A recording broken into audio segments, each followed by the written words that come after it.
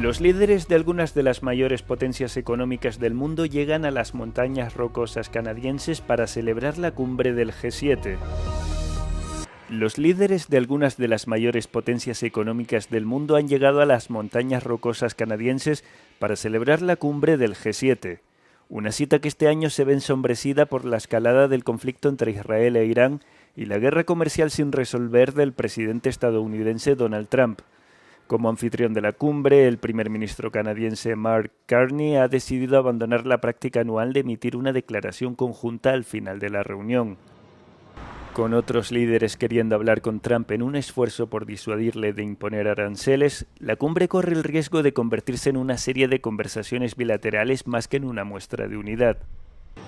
Algunos líderes ya han mantenido conversaciones bilaterales, como la primera ministra italiana Giorgia Meloni y su homólogo británico Keir Starmer. Trump fue uno de los últimos líderes en llegar a última hora del domingo, un día después de haber organizado un polémico desfile militar en Washington. El presidente francés Emmanuel Macron ha aterrizado en Groenlandia este domingo, en su primera visita a la isla semiautónoma danesa. Su viaje se considera una muestra de solidaridad europea con el estratégico territorio ártico que se enfrenta a las amenazas de anexión por parte del presidente de Estados Unidos, Donald Trump. La isla, rica en minerales, es parte de Dinamarca y desde 2009 tiene derecho a declarar su independencia. El presidente francés ha asegurado que es importante mostrar solidaridad con la soberanía y la integridad territorial de la isla. And I'm very happy to be here to understand all the problematics, but as well to convey a message of friendship and solidarity from France and the European Union to help this territory to face the different challenges, economic development, education, but as well the consequences of climate change. La visita de Macron se produce antes de la cumbre del G7 de la próxima semana, a la que asistirán tanto él como Trump. Este aún no ha descartado el uso de la fuerza para apoderarse del archipiélago ártico. Su vicepresidente, J.D. Vance, visitó una base militar estadounidense en marzo al norte del territorio.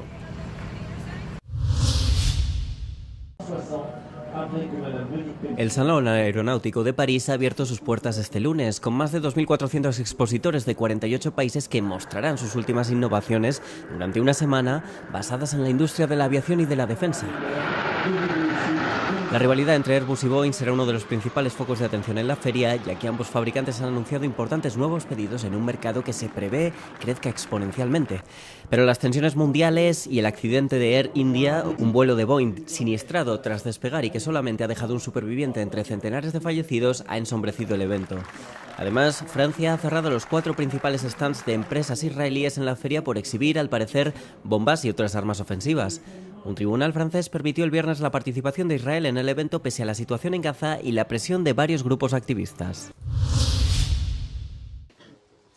Rusia lanzó un nuevo ataque aéreo contra Ucrania durante la noche, incluyendo cerca de 200 aviones no tripulados y varios tipos de misiles, dicen las autoridades ucranianas. Más de la mitad de las armas fueron derribadas por la defensa antiaérea ucraniana. En la ciudad meridional de Jersón, una persona murió y otra resultó herida. El principal objetivo fue la región de Poltava Oblast, donde no se registraron víctimas, pero las instalaciones energéticas y agrícolas fueron alcanzadas por los escombros. Por otro lado, agentes de inteligencia ucranianos han atacado una subestación eléctrica industrial en la ciudad rusa de Kaliningrado, según informan los medios de comunicación locales. Como consecuencia, se cortó el suministro eléctrico a los consumidores, incluidas las instalaciones de la base industrial de defensa rusa y las fuerzas armadas rusas situadas en las proximidades.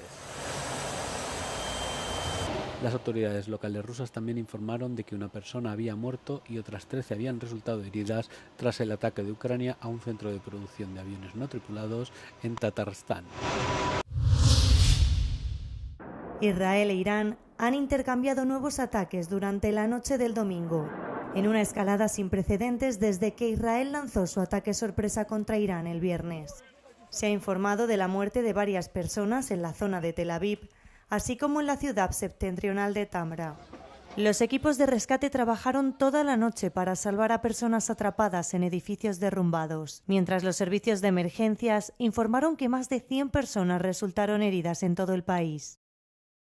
El ejército israelí informó a primera hora del domingo que atacó la sede del Ministerio de Defensa iraní en Teherán, además de otros lugares presuntamente relacionados con el programa nuclear iraní y vinculados al desarrollo de armas nucleares.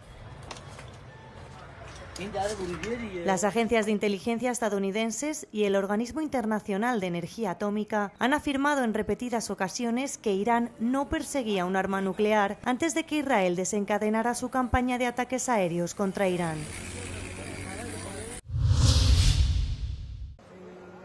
Siguen aumentando las víctimas en Israel tras el ataque nocturno de Irán contra el centro y el norte del país. Una andanada de aviones no tripulados y misiles alcanzó 2 zonas residenciales el domingo, elevando el número total de víctimas mortales en Israel hasta el momento a 13 personas desde que se intensificó el conflicto con Teherán, a pesar de los interceptores y las salas seguras. Cientos de personas más han resultado heridas según los equipos de rescate que, con la ayuda de los residentes, intentan localizar a los desaparecidos. משטרה, כבאות, ועושים את המיטב כדי לאתר את כולם. בעזרת השם שכולם יהיו בריאים ושלמים. Israel cuenta con un sofisticado sistema de defensa antimisiles capaz de interceptar la mayoría de los proyectiles que se le disparan, pero las autoridades siempre han dicho que no es perfecto. Los ataques se producen tras semanas de escalada de tensiones entre Israel e Irán por el programa nuclear iraní. La Guardia Revolucionaria iraní ha declarado que se está estudiando la posibilidad de cerrar el estrecho de Hormuz en respuesta a los ataques israelíes, pero ¿qué podría significar esto para Europa? El estrecho de Hormuz es uno de los puntos de estrangulamiento estratégicamente más importantes del mundo y cualquier bloqueo por parte de Irán supondría graves riesgos para Europa. Aproximadamente el 20% del petróleo mundial y una parte importante del gas natural pasan por el estrecho. Si Irán lo bloquea, los precios mundiales del petróleo se dispararían y Europa podría sufrir escasez de energía. Un repentino aumento del precio del petróleo incrementaría la inflación, los costes energéticos y perturbaría las industrias de toda Europa. La industria manufacturera, el transporte y la agricultura serían especialmente vulnerables. Más allá del petróleo, el estrecho es una ruta clave para el transporte marítimo mundial y su interrupción podría retrasar las importaciones europeas de materias primas. Un bloqueo también podría desencadenar enfrentamientos militares con el riesgo de una guerra regional más amplia. El gran desfile militar que el presidente de Estados Unidos, Donald Trump, había estado deseando durante años, recorrió las calles de Washington el sábado, con tanques, tropas y una salva de 21 cañonazos. El desfile, que coincidió con el 79 cumpleaños de Trump, conmemoró el 250 aniversario del ejército estadounidense y también tuvo lugar en medio de las protestas en todo el país de quienes tachan al presidente de dictador y aspirante a rey. Las denominadas concentraciones No a los Reyes se desarrollaron en cientos de ciudades, diseñadas para contrarrestar lo que, según los organizadores, eran planes de Trump para alimentar su ego en su cumpleaños. Aunque la mayoría de las manifestaciones fueron tranquilas, una en Los Ángeles se volvió caótica cuando la policía empezó a cargar contra la multitud y a disparar gases lacrimógenos. La ciudad ha sido el centro de crecientes tensiones, ya que los Marines y la Guardia Nacional fueron desplegados durante las protestas relacionadas con las redadas de inmigración. Cómo se convierte una cantera en el mayor y uno de los escenarios al aire libre más singulares de Europa y en escenario de algunas de las óperas más famosas del mundo.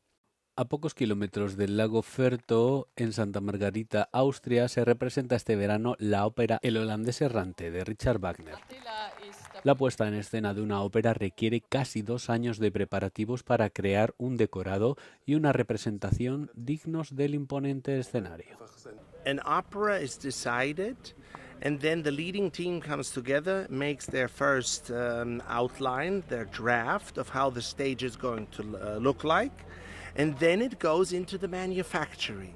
Then all this will be done over months and months of time until it's mounted here in the Steinbruch. So that is the interesting part. And then comes the first day of rehearsal. Los decorados más grandes se mueven a máquina y los más ligeros a mano. Por ejemplo, las paredes de la casa de Senta las mueve un técnico durante la representación sin ningún esfuerzo, como demostró nuestro equipo el director de escena Attila Galaxy. La superficie de representación es de unos 950 metros cuadrados, con algunos elementos del escenario de 19 o 22 metros de altura. Nálunk nincsen hívó berendezés, mindent lábmunkával kell elvégeznünk, és hát a színpadnak a legszélsőbb pontja és a szólóöltöző között van körülbelül egy olyan 160 méter távolság. Így nem csak nekünk, hanem minden résztvevőnek is ez egy nagy kihívás, ugyanis nem elegendő közvetlenül a színpadra lépés előtt megjelenni, hanem bele kell kalkulálni ezeket a távolságokat. La meteorología también es un reto importante. Los decorados están construidos para resistir el viento y la lluvia, pero en caso de tormenta, el espectáculo se cancela. El director Philip Kren ya nos ha contado que no solo las rocas de la cantera, sino incluso la puesta del sol se han incorporado a la producción del holandés errante. Here you're depending on weather, you're depending on even little birds. When they're flying down, you're really connected to the nature, and that's kind of a bit of Hollander feeling as well, because he's so connected to the nature, he can't disappear, and it's kind of he's connected with the water, and Santa is connected with the earth, and they bring all that stuff together. En el enorme escenario actúan entre 60 y 65 artistas a la vez, y los espectaculares elementos escenográficos como las olas del mar empequeñecen al ser humano. It will be really amazing when this ship comes out with the whole crew on it, and it's amazing to have this big view. La cantera, propiedad de la Fundación Esterházy, lleva en funcionamiento desde la época romana. Actualmente forma parte del Patrimonio Mundial de la UNESCO. También es la fuente de materiales de construcción de muchos de los edificios emblemáticos de Viena, como la Catedral de San Esteban, que sigue abasteciéndose desde el otro lado del teatro para reparaciones y mantenimiento.